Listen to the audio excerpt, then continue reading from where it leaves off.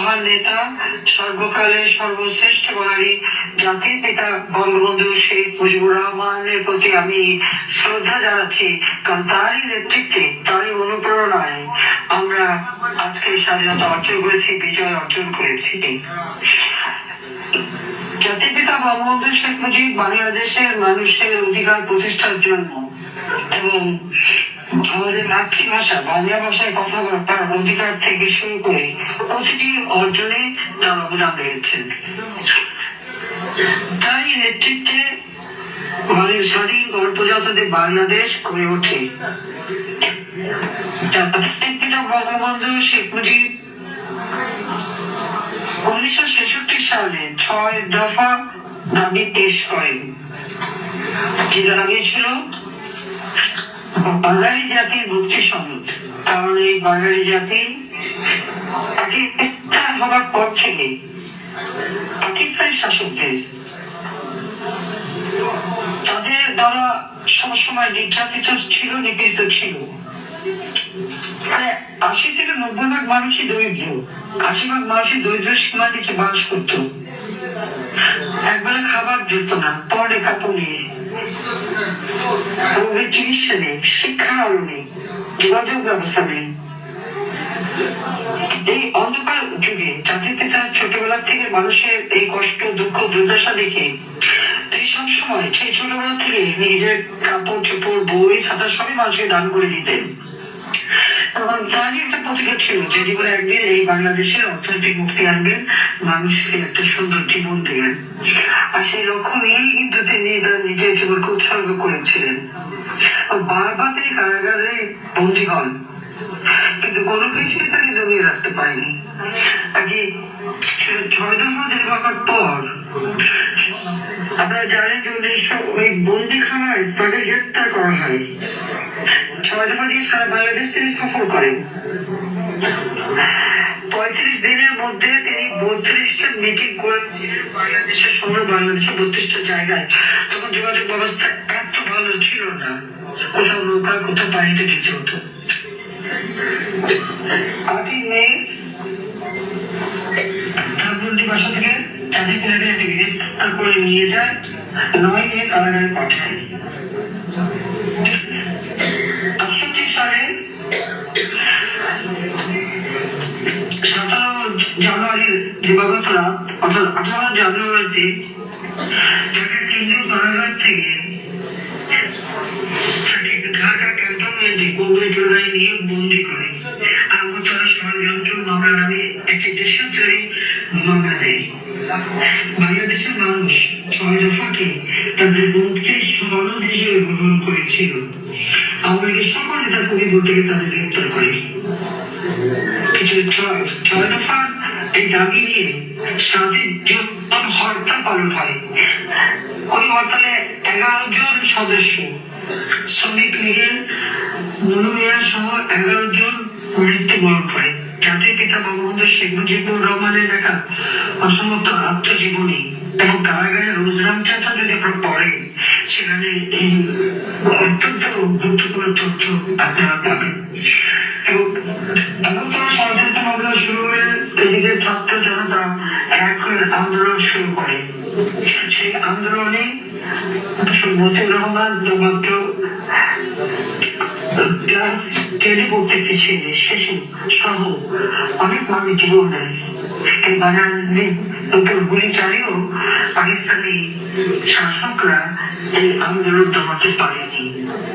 এক পর্যায়ে আইয়ুব খান বাধ্য হয় 21শে ফেব্রুয়ারি 1969 সালে আগরতলা ষড়যন্ত্র মামলা প্রত্যাহার করে নিতে এবং 22শে ফেব্রুয়ারি 1969 সালে জাতির পিতা বঙ্গবন্ধু শেখ মুজিবুর রহমানকে মুক্তি দিতে বাধ্য হয়। এর মধ্যে অনেক ইতিহাস আছে, কারণ এই আন্দোলনের সময় বঙ্গবন্ধুকে প্যারোলে নিয়ে যেতে চায় আইয়ুব খান তাদের সাথে বৈঠক করতে, কিন্তু আমার মায়ের কথা ছিল প্যারোলে যাবে না, মামলা প্রত্যাহার করতে হবে। অনেক নেতারাই প্যারোলে যাওয়ার পক্ষে ছিলেন, কিন্তু আমার মা না, তিনি খুব শক্তভাবে এই জিনিসটা ধরেন। এক পর্যায়ে আইয়ুব খান বাধ্য হয়, জাতির পিতা ফিরে আসেন। 1970 সালে নির্বাচন হয়। সেই নির্বাচন বিস্তার নেই। আওয়ামী লীগ সংখ্যাগরিষ্ঠ আসন লাভ করে। প্রাদেশিক পরিষদেও মাত্র 2টি সিট ছাড়া সব সিটগুলি আওয়ামী লীগ পেয়েছিল। 169টা সিটের মধ্যে 167টা শুধু আওয়ামী লীগ পায়। আওয়ামী লীগ সংখ্যাগরিষ্ঠ আসন পাওয়ার ফলে পাকিস্তানের শাসকরা কিন্তু বাঙালিদের শাসন ক্ষমতা দিবে না। অথচ জনসংখ্যার দিক থেকে এই অপবাদার মানুষ কিন্তু সংখ্যাগরিষ্ঠ ছিল। এখানে 56% মানুষ আর পশ্চিম পাকিস্তানের কম সংখ্যা, কিন্তু এই সংখ্যাগরিষ্ঠ মানুষকে তারা ক্ষমতায় যেতে দেবে না। 5 ডিসেম্বর 1970 সালে জাতির পিতা বঙ্গবন্ধু শেখ মুজিবুর রহমান যখন সরদি সাহেবের মৃত্যুবার্ষিকী বক্তৃতা দেন, সেই দিন তিনি ঘোষণা দেন যে এই ভূখণ্ড পূর্ববঙ্গের নাম হবে, এই পূর্ব পাকিস্তানের নাম হবে বাংলাদেশ। কাজে বাংলাদেশ নামটা এটা বঙ্গবন্ধু শেখ মুজিবুর রহমানেরই দেওয়া ছিল। এবং যখন 70 নির্বাচন হয় এবং আওয়ামী লীগ সংখ্যাগরিষ্ঠতা পায়, তখন যখন ক্ষমতা দেয় না এবং যাদের পিতার দাবি ছিল যে আমাদের এই বাংলাদেশের মাটিতেই অর্থাৎ পাকিস্তানেই অর্থাৎ পূর্ববঙ্গে জাতীয় পরিষদের বৈঠক হবে। আচমকা এই জাতীয় পরিষদের বৈঠক এরিয়া খান বন্ধ করে দেয়। কারণ আইয়ুব খানের পতন ঘটে আগরতলা ষড়যন্ত্র মারা জাতির পিতাকে মুক্তি দেওয়ার পর আইয়ুব খান পদত্যাগ করতে বাধ্য হয়। এরিয়া খান ক্ষমতা নেয়, মার্শাল ল জারি করে এবং সেই সময় এরিয়া খান নির্বাচন দেয়। নির্বাচনের কতগুলি শর্ত দেওয়া হয়। আমাদের অনেকেই তখন এই শর্তের বিরুদ্ধে ছিল যে শর্ত মানে নির্বাচন করা না, কিন্তু বঙ্গবন্ধু শেখ মুজিবের চিন্তা ছিল যে শর্ত দিলেও আমরা নির্বাচন করব, কারণ বাঙালির নেতা কে, বাঙালির কথা কে বলবে সেটা সম্পূর্ণভাবে নিশ্চিত হওয়া দরকার। এবং সেই কথা চিন্তা করে তিনি ইলেকশন করেন, জয়লাভ করেন। কিন্তু যখন এরিয়া খান চাল মারা শুরু করে এবং ভুক্ত বিশেষ করে সে এই নির্বাচিত প্রতিনিধিদের ক্ষমতা দিতে দেবে না, তাকে সংসদ বসার ঘোষণা দিয়েও আচমকা এটা বাতিল করে দেয়।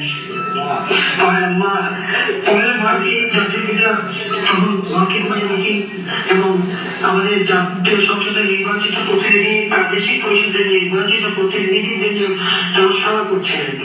3রা জানুয়ারি শহরের উদ্যানে একটা শপথ অনুষ্ঠান হয় নির্বাচনের জন্য হওয়ার পর। সে শপথ ছিল বাঙালিদের মুক্তির কথা এবং 6 দফা বাস্তবায়নের কথা। সত্তরের নির্বাচনের যখন সংখ্যাগরিষ্ঠতা পেয়ে সকল সরকার সদস্যরা প্রাদেশিক পরিষদ এবং জাতীয় পরিষদের সদস্যরা শপথ নেয়, তখন কিন্তু এরিয়া খান কোনো মতেই বাঙালিদের ক্ষমতা দেখবে না। 1 মার্চ যখন এই জাতীয় সংসদ বন্ধ করে দেয়, জাতির পিতা 3রা মার্চ মিছিল সভা করেন এবং ঘোষণা দেন 7 মার্চ তিনি বক্তৃতা দেবেন। 1971 সালের 7 মার্চের সেই ঐতিহাসিক ভাষণ, যে ভাষণের মধ্য দিয়ে তিনি আমাদের বাঙালি জাতি যে পাকিস্তান দ্বারা শোষিত, বঞ্চিত, নির্যাতিত সেই ইতিহাস তুলে ধরেন। পাশাপাশি আগামী দিনে কি আমাদের করণীয় এবং এই আন্দোলন করতে যে কিভাবে বাঙালি নিধন হয়েছে, পাকিস্তানি শাসকরা বাঙালিদের উপর অত্যাচার করেছে, সেই কথা তিনি তুলে ধরেন। জাতির পিতা বঙ্গবন্ধু সেই ঐতিহাসিক 10 জনের একটি ঘরে দুর্গ গড়ে তোলার নির্দেশ দেন। যা কিছু আছে তাই নিয়ে প্রস্তুত হওয়ার নির্দেশ দেন এবং সমগ্র বাংলাদেশে জেলা এবং থানায়, তখন উপজেলা বলে কিছু ছিল না, জেলা, মহকুমা এবং থানা ছিল। প্রত্যেক জেলা ও মহকুমা এবং থানায় আওয়ামী লীগের নেতৃত্বে সংগ্রাম পরিষদ গড়ে তোলার নির্দেশ দিয়েছিলেন। এবং বাংলাদেশের জাতির পিতা যে কথা বলতেন সেই কথাই মেনে নিত। এবং সবচেয়ে বড় কথা, সেই সময় সবচেয়ে গুরুত্বপূর্ণ যে কথা তিনি বলেছিলেন, তারা শেষ লাইনটাই ছিল সবচেয়ে আমাদের জন্য, অর্থাৎ সমগ্র বাঙালি জাতিকে উজ্জীবিত করবার জন্য। সেটা হচ্ছে এবারের সংগ্রাম আমাদের মুক্তির সংগ্রাম, এবারের সংগ্রাম আমাদের স্বাধীনতার সংগ্রাম। সেই থেকেই কিন্তু আমাদের স্বাধীনতা। এরপর অসহযোগ আন্দোলন চলতে থাকে। 25শে মার্চ পাকিস্তানি হানাদার বাহিনী তারা সশস্ত্রভাবে নিরস্ত্র বাঙালির উপর ঝাঁপিয়ে পড়ে। রাজারবাগ পুলিশ পেল, সেখানে সে পুলিশ সে উপর হামলা করে, ঢাকা বিশ্ববিদ্যালয়ে হামলা করে, হামলা করে জনপুরে। প্রথম হামলাটা করার সাথে সাথে জাতির পিতা বঙ্গবন্ধু শেখ মুজিবুর স্বাধীনতার ঘোষণা দেন। এই ঘোষণা সেটা রাজনৈতিক 32 নম্বর বাড়ি থেকে তিনি তখন, এখন যে তার বিজিবি অর্থাৎ বিডিআর, তখন ছিল ইতিহাস ফাঁড়ি কমিটারে, এবং সেটা হচ্ছে পিলখানা ও ইতিহাস ফাঁড়ি। এই ইতিহাসের সুবিধার মেজর সরকারের সহ তার 4-5 জন সাথী নিয়ে বঙ্গবন্ধুর নির্দেশে সেখানে অপেক্ষা করতে থাকে অ্যাওয়ারনেস সেট নিয়ে। বঙ্গবন্ধু শেখ মুজিব স্বাধীনতার এই ঘোষণাটা টেলিফোনের মাধ্যমে সেই অ্যাওয়ারনেসে পৌঁছে দেন, সকলে সেটা গ্রহণ করে, এবং মগবাজারের যেটা অ্যাওয়ারনেস স্টেশন, তারই মাধ্যমে সমগ্র বাংলাদেশের পুলিশ স্টেশনগুলিতে ওই বার্তা তারা প্রেরণ করে। প্রত্যেকটা থানা, মহকুমা, জেলায় পুলিশ ফাঁড়ি থেকে ওই বার্তাটা আওয়ামী লীগের যে সংগ্রাম পরিষদ, সেই সংগ্রাম পরিষদের হাতে ওই বার্তাটা পৌঁছে দেয়। আওয়ামী লীগের নেতা কর্মীরা সেখানে জনগণের সাথে নিয়ে ওই মধ্যরাত থেকে কিন্তু 26শে মার্চ এই ঘোষণাটা প্রচার করতে শুরু করে। কোথাও মাইকিং করে, পায়ে হেঁটে, টেলিগ্রামের মাধ্যমে, অথবা বিভিন্ন কথা বলা হতো। সেইভাবে কিন্তু তারা এটা সেই 26শে মার্চ সকালে সারা বাংলাদেশের মধ্যরাত থেকে, অর্থাৎ ফজরের নামাজের পর থেকে সেই প্রচারটা তারা শুরু করে। জাতির পিতা যখনই স্বাধীনতার ঘোষণা দিলেন, তখনই 32 নম্বর বাড়িটা পাকিস্তানি হানাদার বাহিনী আক্রমণ করে এবং তারা বঙ্গবন্ধু শেখ মুজিবকে গ্রেপ্তার করে নিয়ে যায়। প্রথমে নিয়ে যেয়ে সংসদ ভবনে, তখন ক্যান্টনমেন্ট মিছিল ছিল, সেখানে কিছু রেখে ঢাকা ক্যান্টনমেন্টে আহতজি ক্যান্টনমেন্ট স্কুলে নিয়ে তাকে একদিন রাখে। সেখান থেকে করাচিতে নিয়ে যায়, সেখান থেকে মিয়ানবাড়ি জেলে নিয়ে বন্দি করে রাখে। ওই বাড়িতে তারা পুরো দখল করে, ভাঙচুর করে এবং আমার মাকে গ্রেপ্তার করে। আমার মা, রেহানা, রাসেল, জামাল, আমরা সবাই বন্দী হই পাকিস্তানদের হাতে। ধানমন্ডি 18 নম্বর রুট, বর্তমানে 9A 26 নম্বর বাড়ি, একদল একটা বাড়ি ছিল তখন। ওই বাড়িতে আমার মাকে এবং আমাদের সকলকে পাকিস্তানি হানাদার বাহিনী বন্দী করে রাখে। জাতির পিতা বঙ্গবন্ধু শেখ মুজিবের বিরুদ্ধে শুরু হয় দেশদ্রোহী মামলা। আইয়ুব খানের একটা আত্মজীবনী অক্সফোর্ডে বের করা হয়েছে। সেই আত্মজীবনীর এক জায়গায় লেখা আছে, বঙ্গবন্ধু শেখ মুজিবকে দেশদ্রোহী মামলা দেওয়া হয়,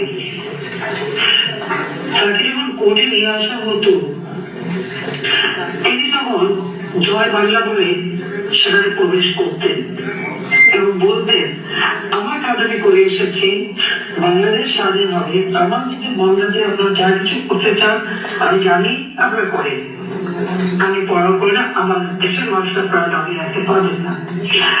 জাতির পিতার নির্দেশ এবং পরিকল্পনা অনুযায়ী জাতীয় পরিষদ এবং প্রাদেশিক পরিষদের যারা সদস্যরা ছিলেন, তারা সকলে মিলে সর্বপ্রথম 10 এপ্রিল গণপ্রজাতন্ত্রী বাংলাদেশ সরকার গঠন করে এবং 17 এপ্রিল মুজিবনগর, যেটা এখন মেহেরপুর বৈদ্যনাথ তলা, সেখানে এই গণপ্রজাতন্ত্রী বাংলাদেশ সরকার শপথ গ্রহণ করে। এই সরকার গঠন করা হয়েছিল আপনারা জানেন যে পাকিস্তানের হানাদার বাহিনী যখন গণহত্যা শুরু করেছিল, 1 কোটির উপর মানুষ তারা কিন্তু দেশ ছেড়ে চলে এসেছিল এবং ভারতে আশ্রয় নিয়েছিল। ভারতের প্রতিটি রাজনৈতিক দল এই বাঙালিদেরকে কিন্তু আশ্রয় দেয়, তাদের খাদ্য, তাদের নিরাপত্তা, তাদের সব ব্যবস্থা করেছিল। সেই সময় প্রধানমন্ত্রী ছিলেন ভারতের শ্রীমতী ইন্দিরা গান্ধী। তিনি নিজে বাঙালির পাশে দাঁড়ান এবং ভারতের সকল রাজনৈতিক দল তখন আমাদের মুক্তিকামী মানুষের পাশে দাঁড়িয়েছিল। আমাদের প্রবাসে যে সরকার গঠন হয় নির্বাচিত প্রতিনিধিদের দ্বারা জাতির পিতা বঙ্গবন্ধু শেখ মুজিবুর রহমানকে রাষ্ট্রপতি, নজরুল ইসলাম উপরাষ্ট্রপতি, তাজউদ্দিন আহমদ প্রধানমন্ত্রী এবং নজরুল আলী কামরুজ্জামান সহ এবং আমি খুব প্রস্তাব ছিল সবাই মন্ত্রিত্ব পান এবং এই মন্ত্রিসভা শপথ গ্রহণ করেন এবং সেই শপথ গ্রহণে গাওয়ার অর্ডার দেন পুলিশ অফিসার এবং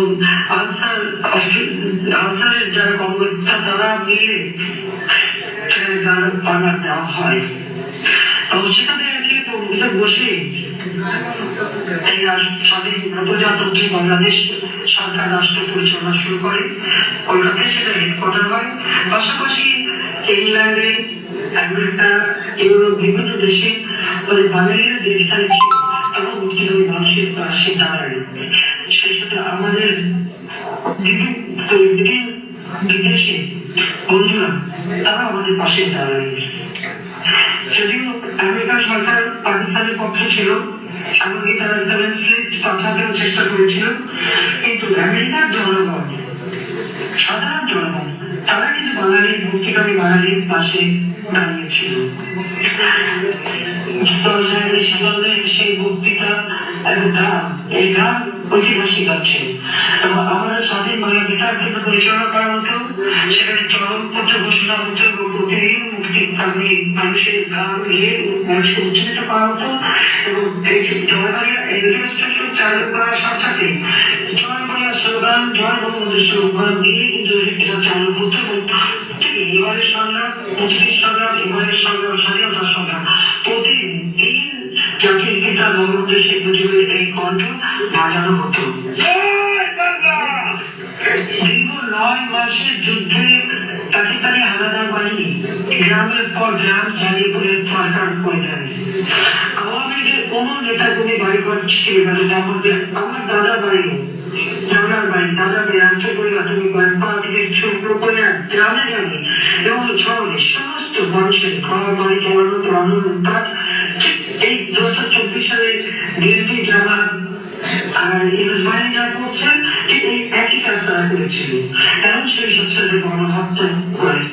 এমনকি কে মুসলমান কে কিন্তু পাকিস্তানের হানাদার বাহিনী তাও পরীক্ষা করত। ঠিক আজকে যে চিত্র আপনারা বাংলাদেশে দেখেন, 1971 সেই চিত্রই আমরা দেখতে পাচ্ছি এবং সেই সময় তাদের যে অত্যাচার, নির্যাতন, মানবাধিকার লঙ্ঘন সারা বিশ্ব বিবেচিত জেগে উঠছে এবং সাধারণ মানুষেরা দেশের আমাদের পাশে দাঁড়ায়, আমাদেরকে সহযোগিতা করে এবং আমাদের বন্ধুপ্রতিম দেশগুলি আমাদের পাশে এসে দাঁড়ায়। গণপ্রজাতন্ত্রী বাংলাদেশ সরকার পরিচালনা সুষ্ঠুভাবে রেখে এই 16ই ডিসেম্বর সেই প্রেসিডেন্ট বাহিনী আমাদের সাথে ভারতীয় দেশের তারা আমাদের পাশে দাঁড়ায়। এর মধ্যে আমরা 3রা ডিসেম্বর থেকে আপনারা জানেন যে পাকিস্তান আর ভারতের মধ্যে যুদ্ধ শুরু হয়। আমরা 3রা ডিসেম্বরে ভুটান বাংলাদেশকে প্রথম স্বাধীন রাষ্ট্র হিসেবে স্বীকৃতি দেওয়ার ঘোষণা দেয়, যেটা 6 ডিসেম্বর কার্যক্রম হয়। কিন্তু 6 ডিসেম্বর ভারত বাংলাদেশকে গণপ্রজাতন্ত্রী বাংলাদেশ হিসেবে 6 ডিসেম্বর স্বীকৃতি দেয় এবং যখন যুদ্ধ শুরু হয়ে গেল পাকিস্তান আর ভারতের মধ্যে, বাঙালিদের তখন কি অবস্থা ছিল? আমাদের মুক্তিযোদ্ধারা এবং আমাদের মিত্র বাহিনী যৌথভাবে আক্রমণ শুরু করে এবং আমাদের যে মুক্তি বাহিনী গড়ে উঠেছিল, মুক্তি বাহিনী, মুজিব বাহিনী, মুজিব ব্যাটারি, বিভিন্ন সংগঠন গড়ে তোলা হয়। সেটা গড়ে তোলা হয়েছিল 21শে নভেম্বর এবং সেই জন্য আমরা 21শে নভেম্বর কিন্তু এই দিবসটা আমরা পালন করি।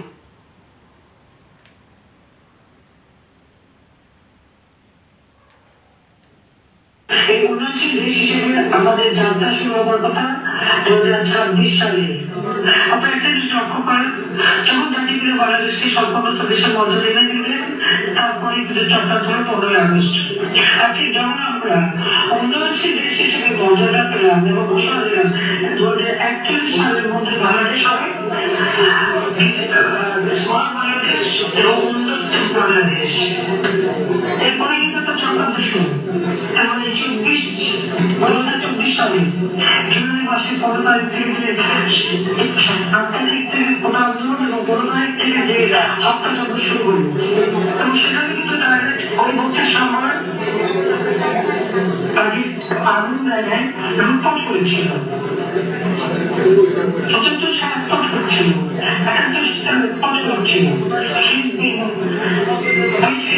পুড়িয়ে দেওয়া হলো, হামলা করল।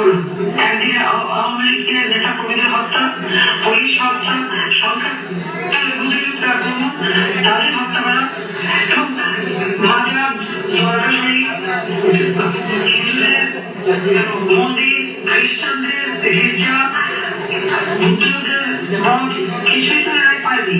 সব জায়গায় আক্রমণ করেছে, সমগ্র অত্যাচার নির্যাতন করে যাচ্ছে। এই অবৈধভাবে আমাদের ইউনুস যে মেটিকুলাসলি ডিজাইন করে পরিকল্পনা করে সে ক্ষমতাটা দখল করলো, জনাব বাংলাদেশ দেশের মর্যাদা পেল এবং এই 24-এ জাতিসংঘ যে বিশেষ কমিটি আছে সেই কমিটি এই 2024 সালে কিন্তু এটা চাই করলো যে এত কিছু পরে বাংলাদেশ এই উন্নয়নশীল দেশ হিসেবে মর্যাদা পাওয়ার যোগ্যতা রাখে কিনা। আমরা কোভিড-19 যথাযথ সেটাকে আমরা মানুষকে রক্ষা করেছি, খুব সফলতার সাথে আমরা এটা মোকাবেলা করি। ইন্টারন্যাশনাল যুদ্ধের ফলে যে বিশ্বব্যাপী অর্থনৈতিক বন্যা, সেই বন্যাও কিন্তু আমরা মোকাবেলা করে আমরা উন্নয়নশীল দেশ হিসেবে বাংলাদেশকে কিন্তু সমাধানে রাখতে সক্ষম হই।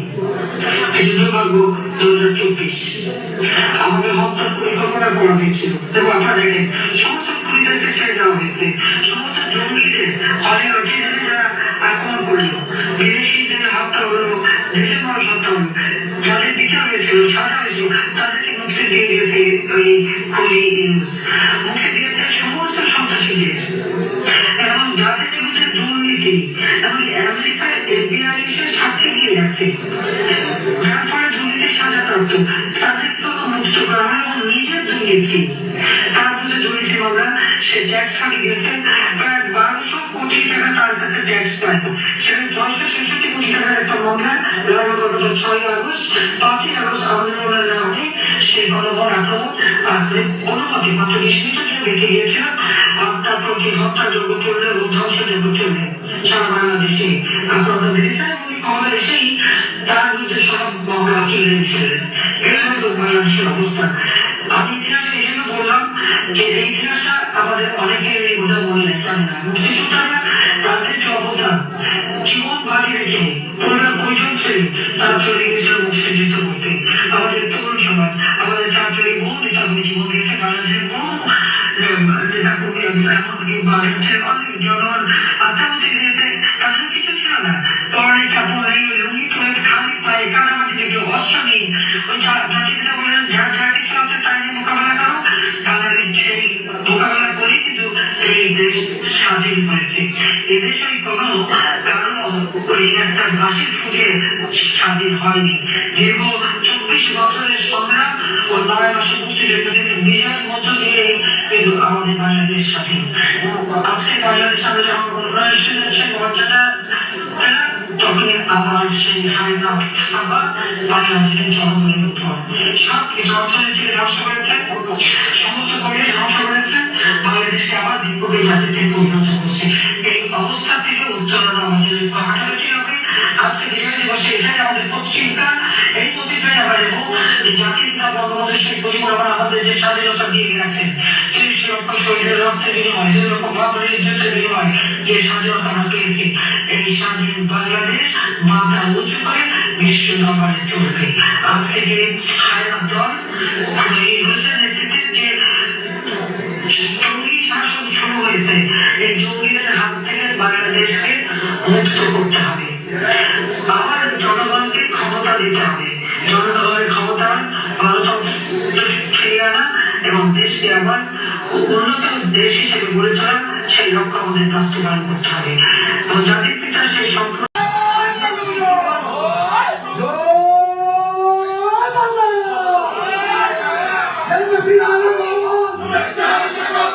Let's go.